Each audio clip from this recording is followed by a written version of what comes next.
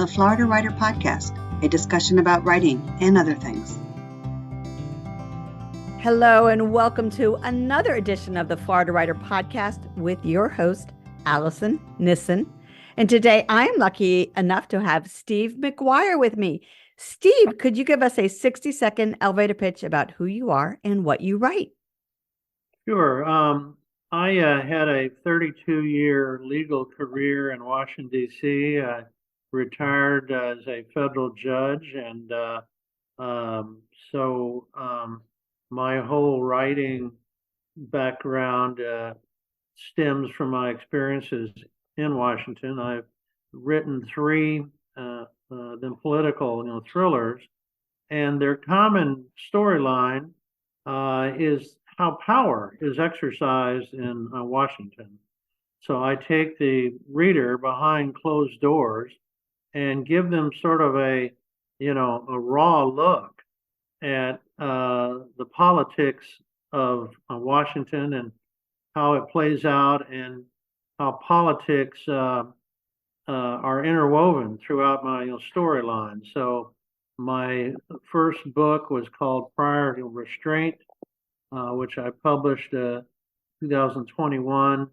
My second one is called Fractured Power, which we published last year. And my most recent book is called Secret Deceit, which we published in September. So that's it in a nutshell. All right, I've got the big question for you.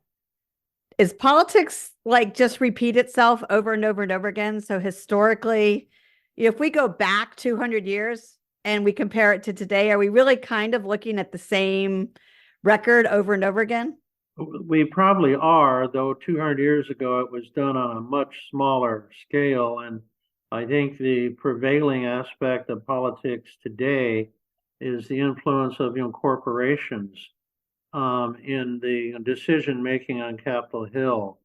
And so I think, yes, today is a far different creature than it was 200 years ago. I think the founding fathers, when they wrote the Constitution, anticipated, once that the federal treasury was created, that human nature being what it is, that individuals would take advantage. But I don't think they ever contemplated the absolute run on treasury money and by the politicians who basically serve their corporate masters. And it's the corporations that have many of the politicians in their hip pocket. And on top of that, you've got an ill-informed public, which makes it all possible. So yeah, I think human beings have always been somewhat greedy, but I think today the mechanisms of government and how power is exercised far exceeds anything that might have happened 4 generations ago. I love that answer. I know politics can be great fodder for stories. So tell me about your writing journey. Was it easy while you were a judge? Were you always sort of, what's the word I'm looking for? In the back of your mind, were you thinking, all right, this would make a great story someday? No, it wasn't that. I presided over a lot of big antitrust cases, and these decisions are so important within the individual industries that they embrace that inevitably, whatever the decision is going to be appealed to the U.S. Court of Appeals. So I knew that virtually every word that I wrote was going to be under scrutiny. One of the great freedoms of being a fiction writer is that I can write anything I want and not have to worry about some appellate court scrutinizing everything I write. But my writing journey, I guess, began in high school. I always knew I was a good writer, but I attribute that to a couple of things. One, I had a really great high school English teacher who I think gave me a very strong foundation in English grammar. And also at the time, I had a bit of a stammer. So I couldn't always say orally what I wanted to say without getting tripped up. So I started to put a pen to paper. And I soon discovered that when I did that, I could say anything and say it well. And so I think those two things were a chief motivator to me pursuing not what I call a writing career, but writing as a skill set, which served me well throughout my educational process and my career. And then later, after I retired, I decided to write these novels based on that which I knew the best, and that was the politics of Washington D.C. So I have been writing now for 5 years, and so I have another novel that I'm getting ready to begin with. So it's just something I feel I've had a bit of a gift for, and it's been a fun experience to, at this point in my life, to come up with creative storylines and then write about them. And what's really been great is getting out and making all these appearances and being on radio shows and podcasts. I've been able to meet a lot of interesting people. So what is your marketing plan? Do you have one that you execute? Well, my wife, who was a special agent in Washington, is serving as my marketing agent. She's done an incredible job. I kid when I make presentations that now she's just an agent, but she's still special to me. But she has set me up with public appearances at country clubs, the libraries, trade associations, and then all the podcasts. I've been probably on 23 national, these syndicated radio shows and podcasts. I was interviewed last week from a radio station in Spain. A few days ago, I had a half-hour interview in, I think, New York. And she just really spends quite a bit of time pursuing the marketing aspect of writing. And needless to say, she's done an exceptional job, and she doesn't leave any stone unturned. So when it comes to marketing self-published books, you got to really strap it on your back and go out there in your own and research how prominent authors have marketed their books and kind of follow their lead.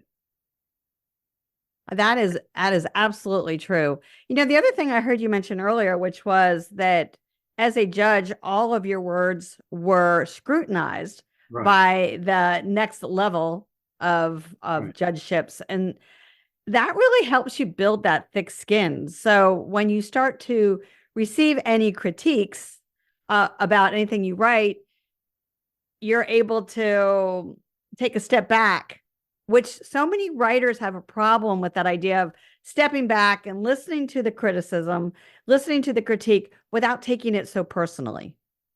Well, I don't take it personally. I wrote very concisely when I was on the bench for the reasons I suggested. And like I said earlier, being a fiction writer gives one great freedom. And I write what I want to write, and I write in the style that I write, which I think is quite unique.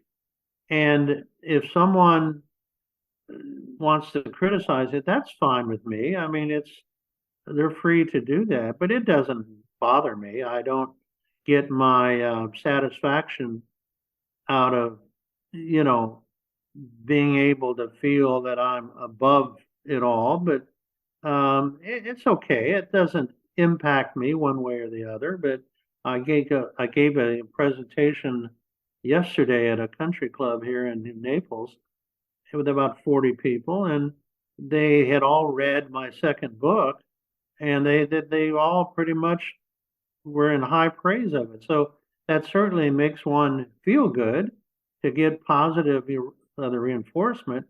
And I haven't really heard much negative. I mean, if someone doesn't like your book, they're probably not going to they're probably not going to be inclined to come out in a public forum and say, I don't like how you write. I mean, so most of the so-called criticism, you're not going to hear anyway.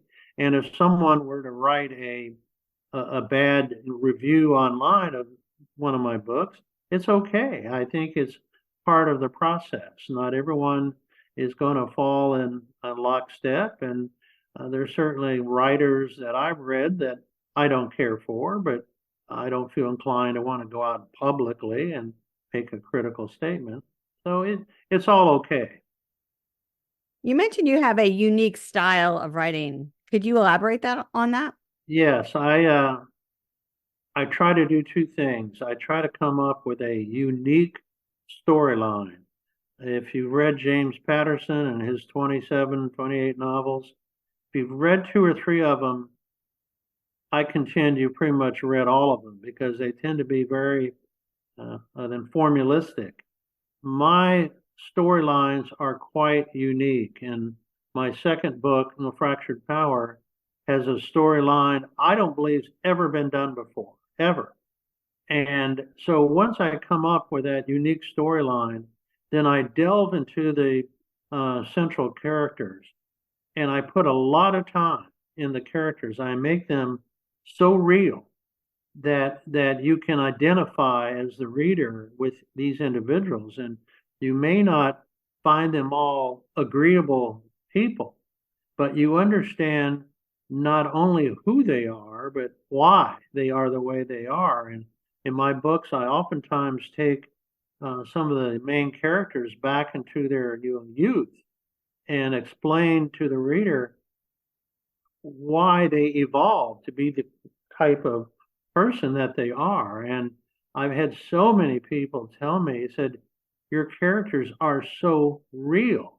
And I heard James Patterson in an interview once that he never begins to write a book unless he knows how it's going to end. And I'm not quite that way. I have an idea how I want the story to go, but in my mind, once I establish these characters, I like to think that the characters carry the storyline and that they together, just like if you and I were in the same room, how we would interact, that's how they interact. And I let them, in my mind, carry the story.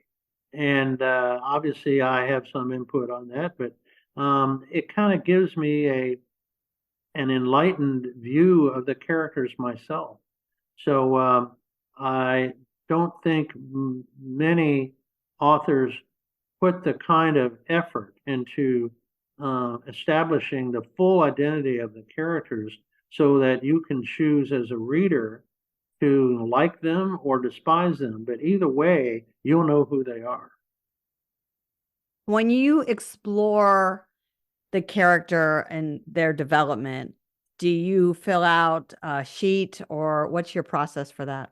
Well, I just do a lot of research, like in my second book, which a lot of it takes place in, I think, Knoxville, Tennessee, and it's about the pursuit of a serial killer by a prominent district attorney, and this suspect is from the East Tennessee mountains.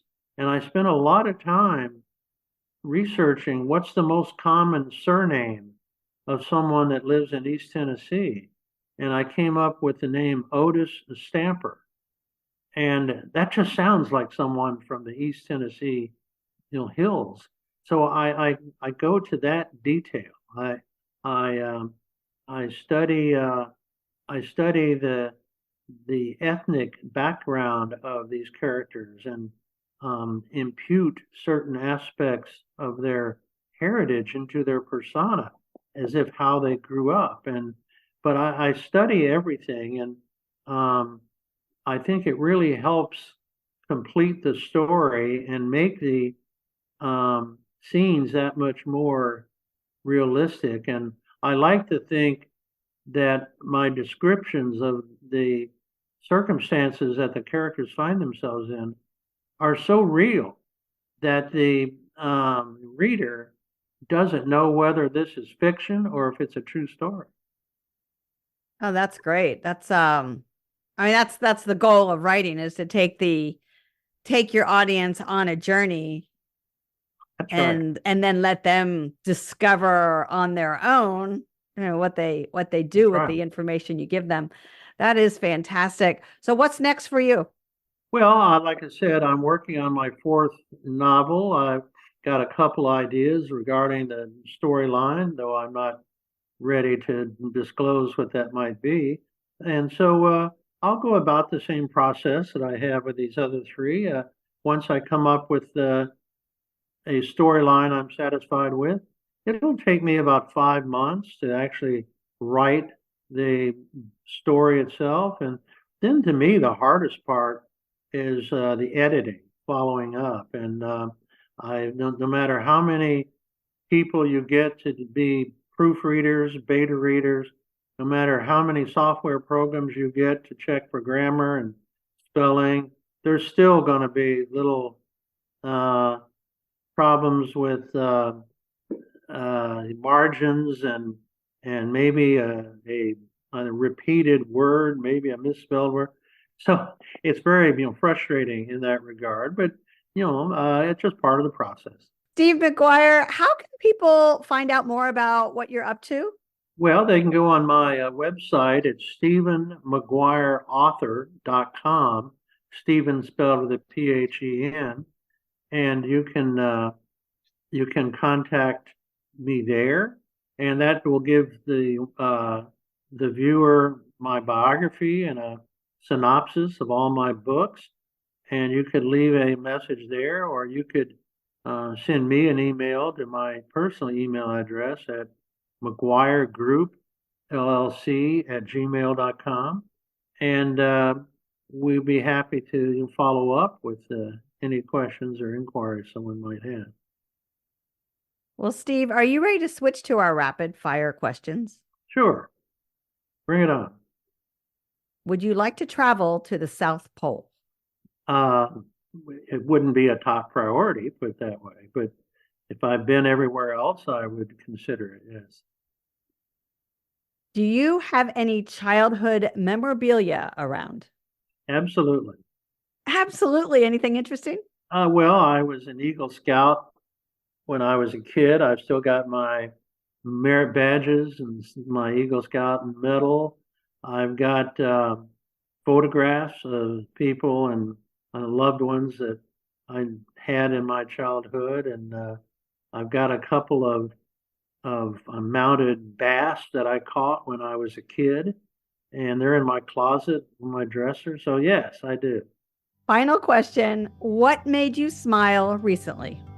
I'll tell you, this conference I attended yesterday where I gave a presentation, the lady who hosted the conference produced a video, and she put faces to the characters in my second book, Fractured Power.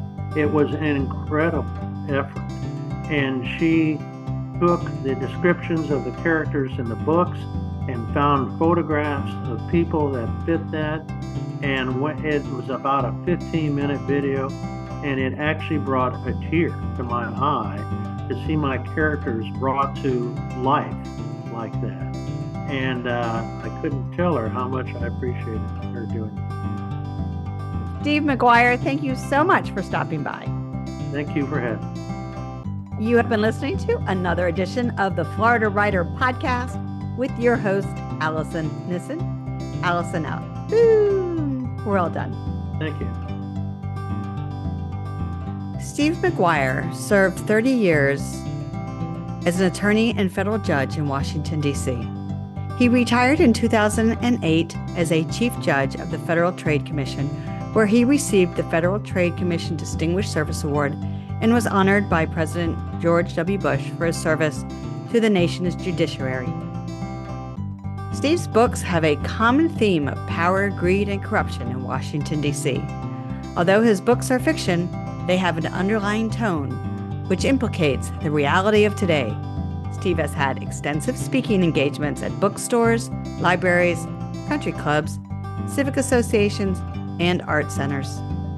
He has been interviewed on radio, podcasts, and newspapers throughout the country. For more information about Steve, visit him at stephenmcguireauthor.com. For more information about the Florida Writers Association, visit us at floridawriters.org. Until next time.